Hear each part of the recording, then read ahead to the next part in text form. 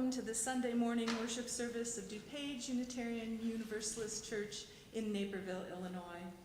I am Kelly Trombley-Freitag, a member of your Board of Trustees. We are glad you are here, whether you are present in the sanctuary this morning or watching remotely. It is good to be together. We welcome you to our church and invite you to get to know us better during and after the service. As Unitarian Universalists, we hold that there are many paths to truth and meaning, and we support one another on our spiritual and religious journeys while holding ourselves in covenant. The rich liberal legacy of Unitarian Universalism is rooted in our faith's 7 principles. These principles guide our faithful actions as we work to transform the world to be more just and equitable. You may find these principles listed on our website or on the wall in our social hall. Whoever you are, wherever you are on life's journey, wherever you are in the world, you are welcome here. Now, if you are online, I invite you to greet each other through the chat, and if you are present here, I invite you to turn to someone you did not come with and greet them with a wave and a good morning.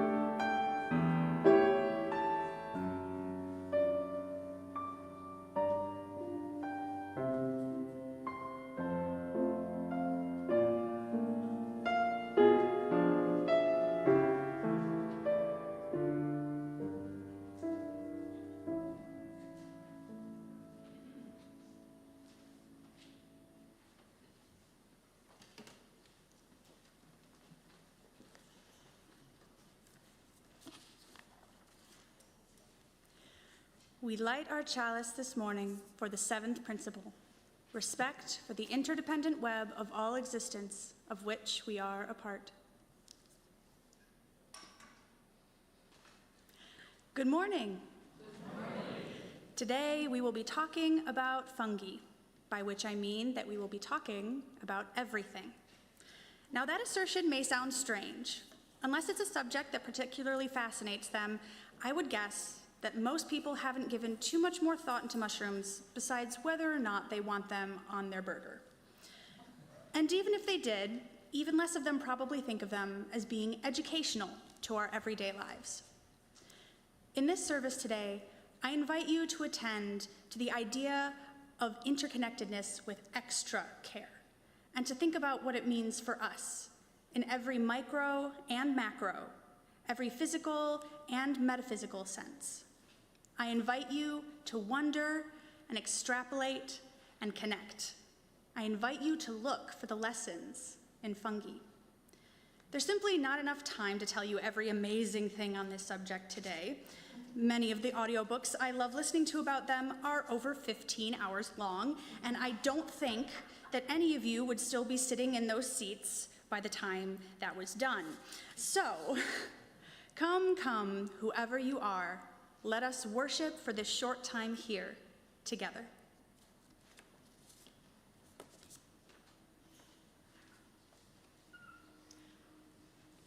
And now please rise in body or in spirit and join us in singing hymn number 1064, Blue Boat Home.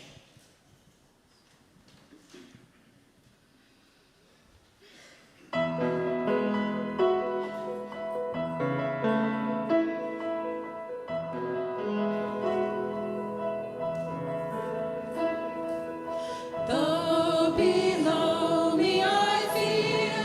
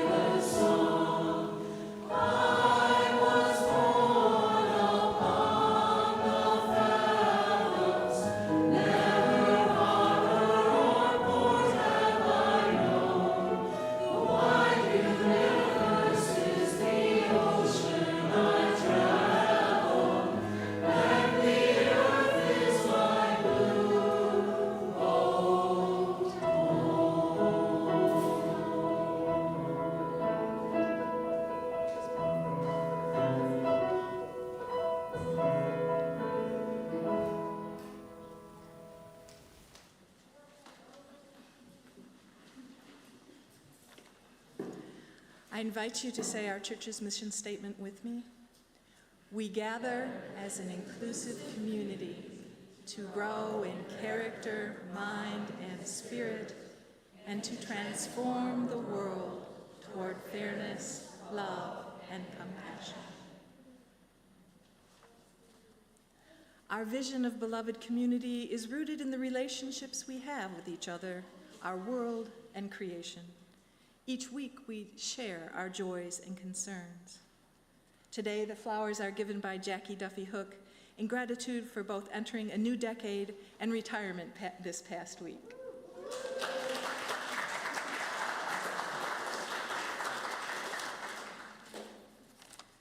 We have a sorrow from the Quirk family. Prayers for our aunt recovering, well, not sorrow, it's happy, sorry about that. It's prayers for our aunt recovering from unexpected surgery. We have a sorrow from Bailey Scrocky. It is with a heavy heart and great sadness that I am making an announcement that my coworker and friend died last week. Her name was Lauren Longmaid. As members of a liberal religious community, we need to make sure we help young trans and non-binary individuals who doubt their self-worth because of an ever-growing hostile attack on their humanity and civil liberties. Lauren was truly beautiful and a unique gem. Please let your children know that they are loved and accept them for who they are.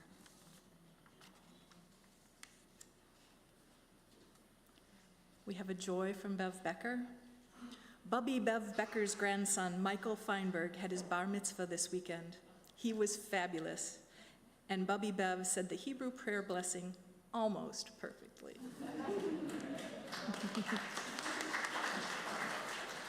And we have a joy from Pat Clancy. She attended the wedding of her grandson, Declan Palmquist, and Haley yesterday, June 8th, at Blackberry Farm.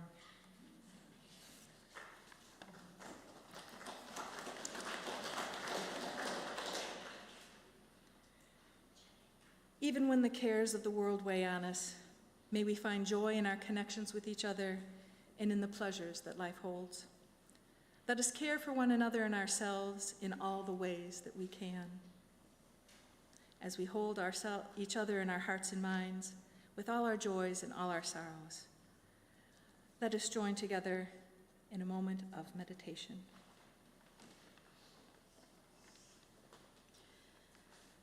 Spirit of wholeness, hold our gathered community, both present and far away, in the hands of gladness, comfort, and rest.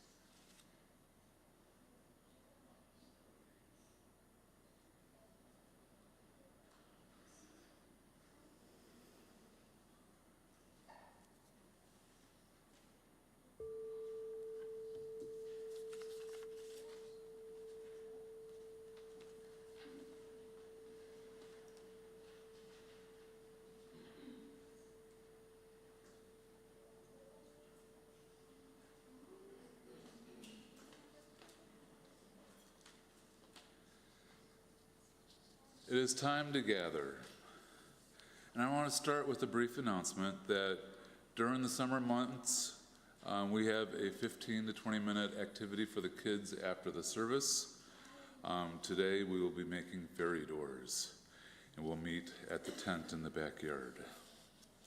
So today Becky is speaking about mushrooms. So my book today is also about mushrooms. It is titled Fungi Grow by Maria Gianfiore and illustrated by Diana Saduka. Fungi grow. Start with a spore, a sort of seed. Spores shoot from gills, or teeth, or pores. Spores catapult, sail, wander with wind. Cottony rot fungus spurts plumes of spores. This action, called puffing, creates wind for spores to sail on.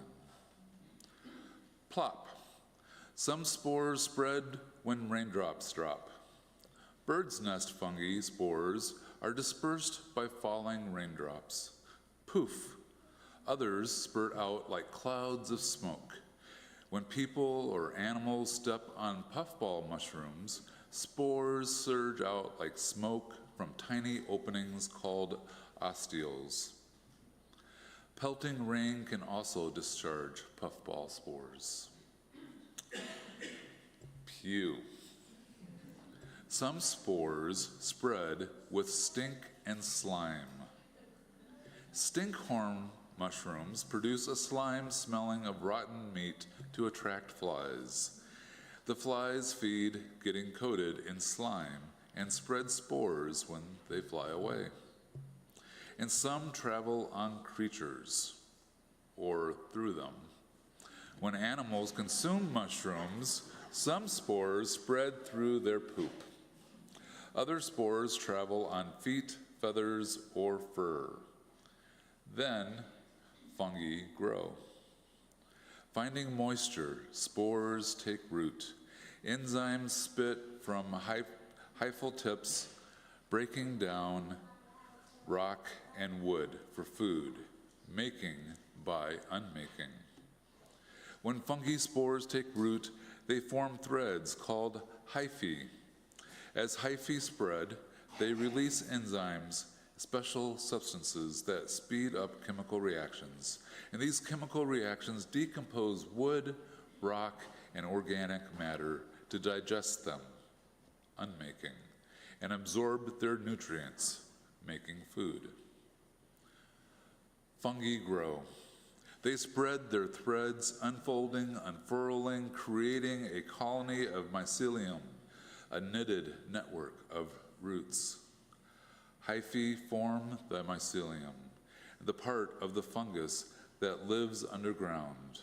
And the mycelium is made up of cottony threads that can produce mushrooms above ground. And the area beneath a single footprint in the forest can contain hundreds of miles of mycelium. Compared with plants, mushrooms are the flowers, the fruiting bodies of a fungus, whereas mycelium is like the roots. Fungi grow. They twine with trees in and around roots, mining for minerals. Mycorrhizal fungi is a type of fungi that winds in and around tree roots and forms a mutually beneficial relationship with trees. They cannot create the sugar they need to grow, so they partner with trees. And the fungi mine minerals from the soil to share with trees, and the trees collect water, sunlight, and carbon dioxide to make sugar, which they share with the fungi. Fungi grow. They fuse forest trees together through their roots so trees can talk, share, store, and warn, keeping the forest healthy and in balance. Trees in a forest are connected through a wood wide web, an underground network of mycorrhizal fungi that helps them to communicate using chemical, hormonal, and electrical signals. And the trees share and store water and resources and warn of dangers like insect infestations, all through the fungal network. Mother trees are often the center of this hub and can be connected to hundreds of other trees, including their seedlings growing in the forest understory. Mycelium root, mushrooms fruit. Some are found underground. Truffles, a type of mycorrhizal fungi, fruit underground. They emit a chemical odor to attract animals, which unearth and eat them. Truffle spores spread via animal poop. Some stalks surface, swell, stretch, and then veils lift. And from dead stuff, mushrooms erupt. Mushrooms sprout. Parasols pop out. Mushrooms fan, arc, spread their skirts. Mushrooms branch, poke, splash, and swirl. Mushrooms bewitch, beguile, and multiply. The shaggy ink cap mushroom is tough enough to crack asphalt and concrete. Sprouting mushrooms rapidly absorb water, and this force of pressure helps them displace weight like a hydraulic jack. Pop goes the mushroom. Fungi grow. They flourish and thrive where plants can't. A black fungus named Hulk bugs flourishes at Chernobyl, the site of a nuclear reactor accident, and seems to use harmful gamma ray radiation as an energy source, like plants use sunlight for growth. Now, many poisonous mushrooms will make you sick, but death caps can actually kill you. After eating them, victims experience food poisoning-like symptoms, such as nausea and diarrhea. Severe dehydration can lead to liver failure, and in that case, the only chance of survival is a liver transplant. Fungi grow. They poison and kill and prey upon. Zombie ant fungus is found in tropical rainforests. It infects ants by invading their bodies and brains, and the fungus will then control the ant's brains, forcing it to leave its nest and attach itself to a leaf above the nest so that the fungus can send its spores to the rest of the ant nest. Honey fungus spreads under a tree's bark and rots its roots, preventing the flow of nutrients. Trees starve and dehydrate. But fungi also heal and help. Mold, a type of fungus, can be developed into antibiotics to kill bacteria that cause disease. And one of the earliest developed antibiotics comes from the mold, penicillium.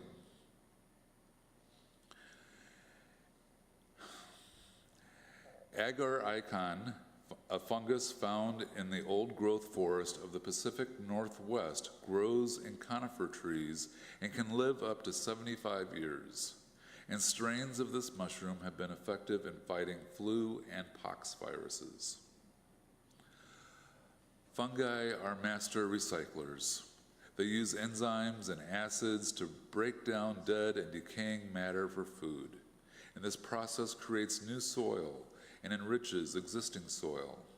And some enzymes are so powerful that they can digest pollutants like petroleum and biological and chemical waste, and even heavy metals.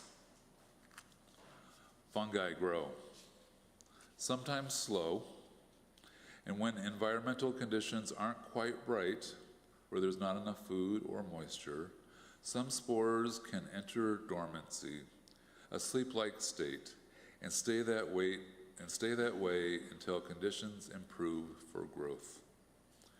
Spores sleep and wait for when to begin again, and then start with a spore, a sort of seed, and fungi grow.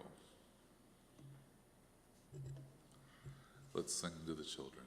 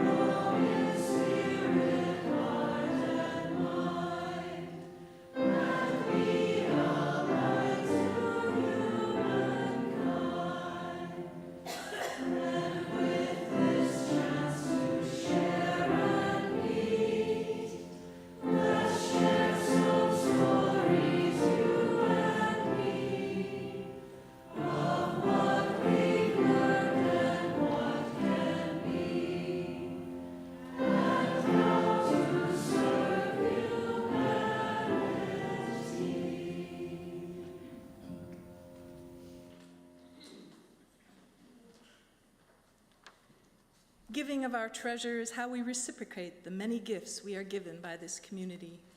Your contribution supports the programs and operations of DuPage Unitarian Universalist Church. Giving is also how we live our values in the world. Each month, we share our offerings with an organization nominated by the congregation and selected by the special offering team. During June, our special offering will benefit Youth Outlook of Naperville. Youth Outlook is the first social service agency in Illinois to solely dedicated to the support of LGBTQ+ youth, offering drop-in centers for youth, parent support, and community education. Drop-in centers meet weekly and are a social setting for youth, ages 12 to 20, to meet with other LGBTQ+ young people and talk about a variety of topics that really matter to them. Youth Outlook also provides a support network for parents. Participants can feel safe and supported in an environment that lets them express their feelings and be themselves, as well as have fun and be social. This morning's offering to support the work of DuPage Unitarian Universalist Church and Youth Outlook of Naperville is given and received in a spirit of generosity and gratitude.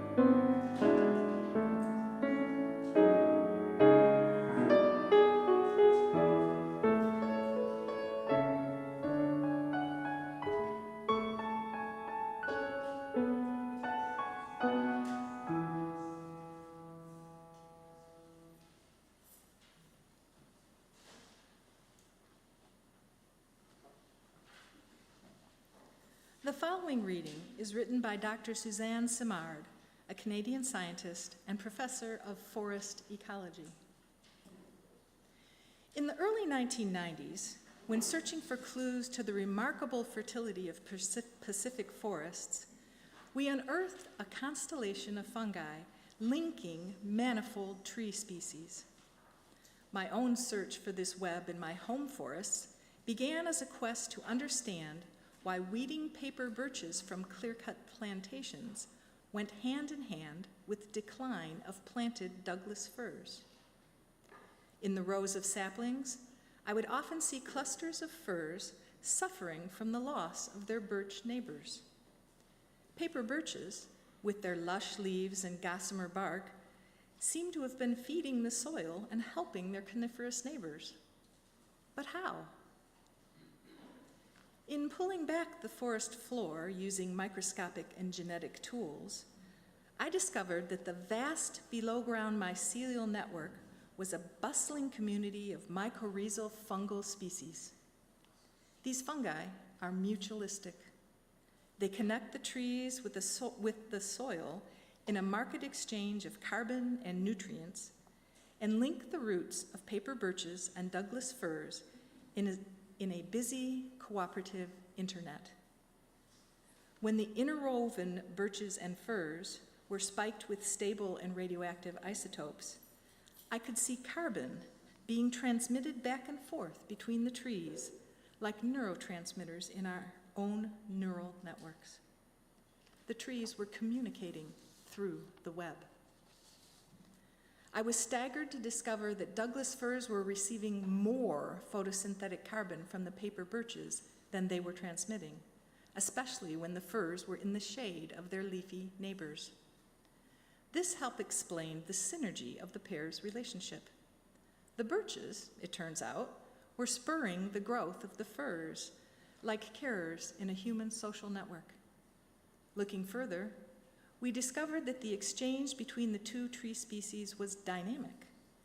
Each took turns being mother, depending on the season. And so, they forged their duality into a oneness, making a forest. This discovery was published by Nature in 1997 and called the Wood Wide Web.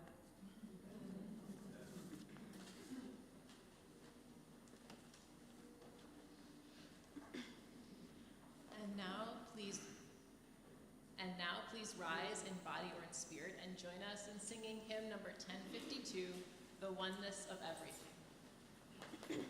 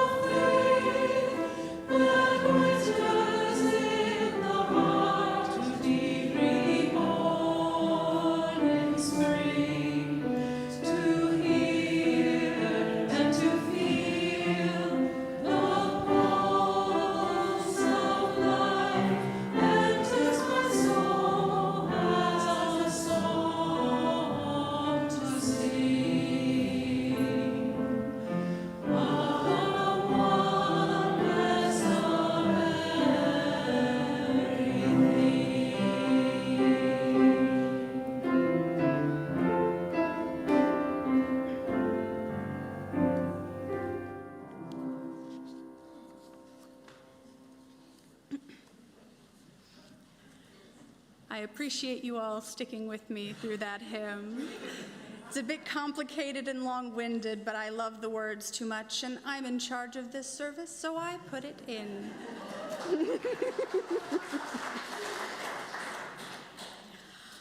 I encountered that previous reading by Dr. Suzanne Simard in the book The Hidden Life of Trees by German forester Peter Wohlleben. It was my gateway to my fascination with mushrooms and fungi, but I had initially read it, as the title implies, for tree facts. Trees have fed me spiritually since I was very young. Enormous, beautiful, a home and ecosystem in and of itself, the beings we have to thank for the very oxygen in our lungs, or at least one of them. The more trees in an area, the more relaxed that I am. I first read the book in audiobook form, driving home late one night, alone in my car as it played. Chapter 1 opens on a story of the author stumbling upon a strange arrangement of stones in one of his old beech tree preserves, a hollow circle about 5 feet in diameter. Upon closer inspection, under the moss that covered them, he realized that they weren't, in fact, stones, but the remains of a stump from an enormous tree, rotted in the middle so completely that only the outermost edge of it remained, worn down low to the ground from the elements. He could tell from the amount of decomposition that this tree had been felled at least 400 to 500 years earlier. But upon even closer inspection, when he scraped away some of the bark underneath, he found green. Quote, green. This color is found only in chlorophyll, which makes new leaves green. Reserves of chlorophyll are also stored in the trunks of living trees. That could only mean one thing. This piece of wood was still alive. But without leaves, this stump couldn't photosynthesize, couldn't make food and sugars for itself. After all these centuries, how was it still alive? Simply put, he says, the beeches around it were pumping their own sugar into its roots, and this was possible only through that aforementioned wood wide web. Now, I hardly need to continue because the Time to Gather had pretty much all the information, but I'm going to tell it to you again. I love that book, it's amazing. Driving down that prairie road in the dark, I started sobbing for reasons that I couldn't quite explain upon hearing this story. This first look into the wood wide web left me quite literally breathless. It's fascinating how literal our interconnected web can be, an actual physical web connecting plants and fungi and bacteria and us and other organisms in an amazingly complex and yet startlingly understandable highway of electrical impulses, chemical messages, and nutrient exchanges, an economy, an entire ecosystem underneath the ground that we don't see.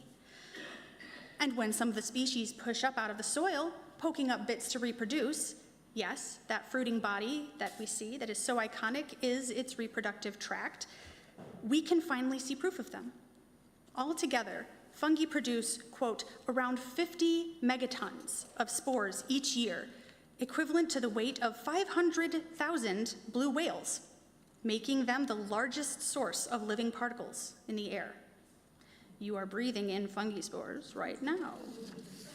It's been recorded that you, as a human, can have up to 80 genera, plural for genus, of fungi on the surface of your body. And that's not mentioning the ones coexisting in your digestive tract with all those helpful bacteria. And maybe that will horrify some of the more germophobic of you, but I find it fascinating, and most of them are beneficial or neutral. They really don't affect most of us unless they're unbalanced, but it's the pervasiveness of it, I think. Beneath our feet, there is an ocean of soil. Pressing down on us is an ocean of air. And not all that far away in the grand scheme of things, there is an ocean of water. And in all of it, every single bit, there are fungi. And the more that I learned about them, the more I realized that while the iconic and recognizable idea of tree as being nature is the macro part, And what's often overlooked is the micro, the fungi, the bacteria, the relationships of all these tiny, tiny lives that allow big things like us to exist. And as Merlin Sheldrake, the author of Entangled Life, puts it, quote, "You carry around more microbes than your own cells. There are more bacteria in your gut than stars in our galaxy." But just then, and a little earlier in my call to worship, I misled you a little, because this service is not going to be micro versus macro. It's not going to be anything versus anything, because the first lesson of fungi is to break false binaries. They live in your intestines with teeny tiny bacteria, and the biggest organism on the planet that we know of is a honey fungus in the Pacific Northwest, estimated to span almost 4 square miles, weighs somewhere between estimated 7,500 to 35,000 tons, and may be over 2,000 years old as an organism. Micro or macro, good or evil, us or them, man or woman, you or me, plant or animal, or fungi. Fungi are neither plant nor animal. They are distinctly and physically different from either category, made of different things and different genes doing different things. There are behaviors and traits that overlap between them, and of course the odd outlier in each category that proves the rule, so to speak. But within this sort of Venn diagram, all our ecological bases should be covered, right? It should be plant, animal, or fungi. This lesson from fungi extends further. In the breaking of binaries, the solution is not to instead create a trinary. It's about spectrums. This is a pitfall I've noticed in progress in some subjects of social justice, particularly regarding things like gender diversity. As we as a society learn more about trans, non-binary, and genderqueer identities, we often still seek the familiar of stark, easy-to-understand categories that used to serve us well. Often, the understanding of something like non-binary is that it is a gender, somewhere in between man or woman. Or sometimes that it's understood that there must be some separate third gender, which you must perform and strive for androgyny as the proper presentation. 1, 2, 3, neat little boxes. Once again, very neatly organized. But the truth of it, gender is strange, personal, and wildly diverse, much like a love of mushrooms. And looking at it as some weird, amorphous, multi-axised, individual thing is fast becoming far more accurate than strict and rigid roles that do not change. Except when they do, and French kings wear high heels, and blue was the color for girls, and indigenous cultures have had more than 2 genders for millennia. And that's just for humans. Don't get me started on the sexual diversity of the animal kingdom at large. That is a service for another day. This is, I'm sure, part of why I appreciate mushrooms and fungi so much. Just how neatly they break through expectations and sit there, pleased as can be, just being confusing and a little bit strange. They're definitely not animals, but they're also not kinda, sorta, almost plants. They're made of chitin, which is not found in plants and is most often found in insect shells. Some of them break down rock. Some of them eat wood exclusively. Some of them, as we heard, take over the nervous and muscular system of ants and puppet them like a horror movie. Some of them have evolved a symbiotic relationship with plants that are so interdependent and ancient, the plant no longer has chlorophyll and is a ghostly white or purple, and can no longer photosynthesize, as it relies on its fungal partner to harvest nutrients from the soil. And that's not even mentioning lichen. What might just look like some tiny little plant fluffs or weird spongy patches on trees or rocks you might see, or your house that might not, make you so happy, are plants or animals or fungi, at least not 100%, because they're actually colonies. They're a symbiotic relationship of fungi with bacteria or algae and yeast in a whole multitude of wildly different configurations that together achieve things that they would not be able to manage separately. The algae partner have no roots as they live in water and generally are free-floating, and so use the fungi partner's mycelium, their questing branch-like web tendencies, as an anchor to whatever the lichen has decided to live on, which can be almost anything, as it stays still long enough. Which brings us to the next lesson that fungi can teach us. As Indigenous author and scientist Robin Wall Kimmerer puts it so succinctly, when individuals flourish, so does the whole. When a glacier recedes and leaves bare, ground-down rock, or a new volcanic island bubbles up from the ocean, the first beings to officially colonize that new space are almost always lichens. These free-floating windsurfing teams land in fragments where everyone, fungi and their algal or photosynthesizing bacteria partners, are present, and then they get to work. They mine the minerals by breaking up the rock with the force of their growth and acids and mineral-binding compounds. The fungi partner dissolves the rocks while the algae harvests the sun, powering them from sugars and photosynthesis. In their almost certainly self-serving quest for new food and homes, they create them for others. It's not just altruism and intentional community that benefit the larger whole. When one strives to better and know themselves without pushing out or oppressing others, and when you learn to treat yourself with kindness, gentleness, and grace, you open up that space for everyone around you to do the same. Simple, yet true.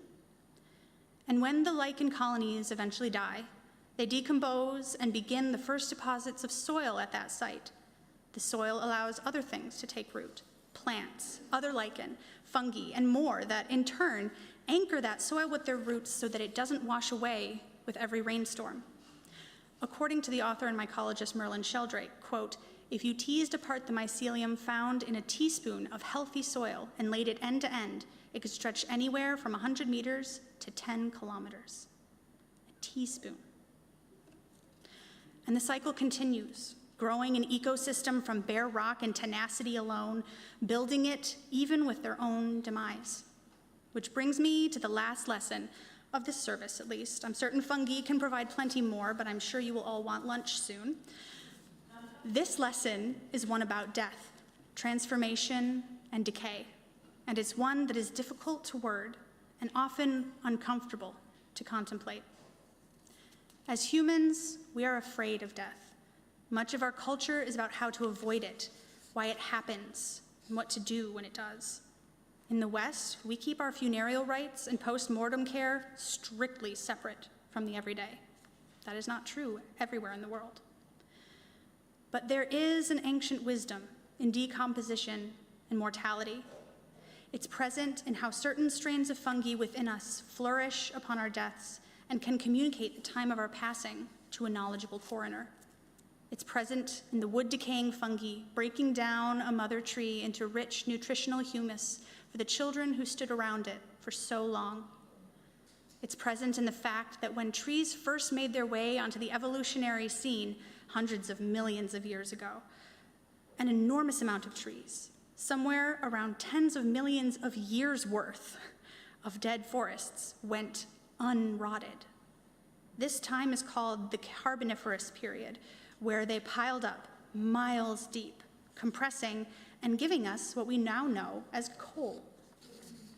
According to the aforementioned Sheldrake, one of the prevailing theories as to why all this tree matter lay around undecomposed was that the lignin, a material in the wood, was tough enough that nothing had worked out a way to break it down yet at that time. Apparently, only a few groups of organisms are able to even do this today, the most prolific of which is white rot fungi. It's hard to imagine a time when the cycle of life, death, and rebirth was stalled in such a way for so long. All things have their time.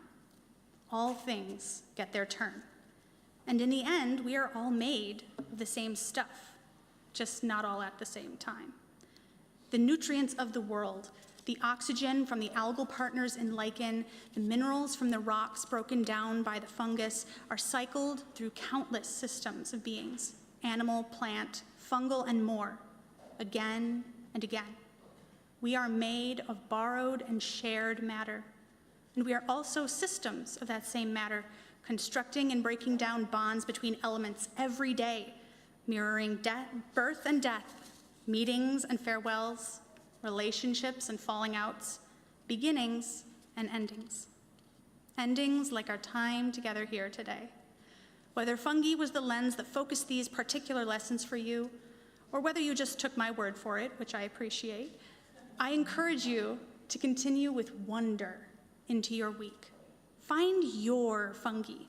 Find what teaches you, what fascinates you, what connects you and makes things make sense. Here's a start and an end. In the words of Marjorie Newland Leeming, remembering that the universe is so much larger than our ability to comprehend, let us go forth from this time together with the resolve to stop trying to reduce the incomprehensible to our own petty expectations, so that wonder, that sense of what is sacred, can find space to open up our minds and illumine our lives.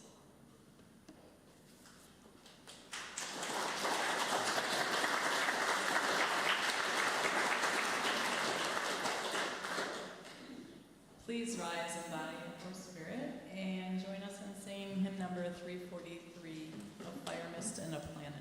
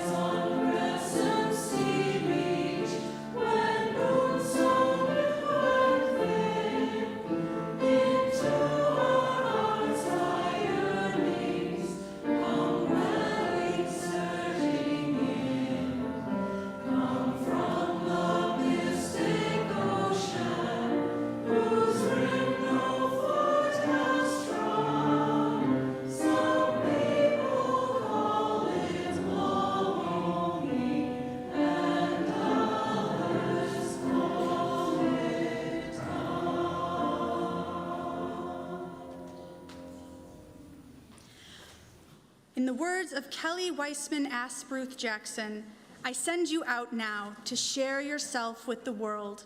May its promise and complexity set your mind ablaze. May you hold fast to what your life has taught you. May you question everything. And when you have changed the world and the world has changed you, may you return again to this place and share what you have learned with us. Please join me as we please join us as we sing our last hymn, because I like hymns, hymn number 163, For the Earth Forever Turning.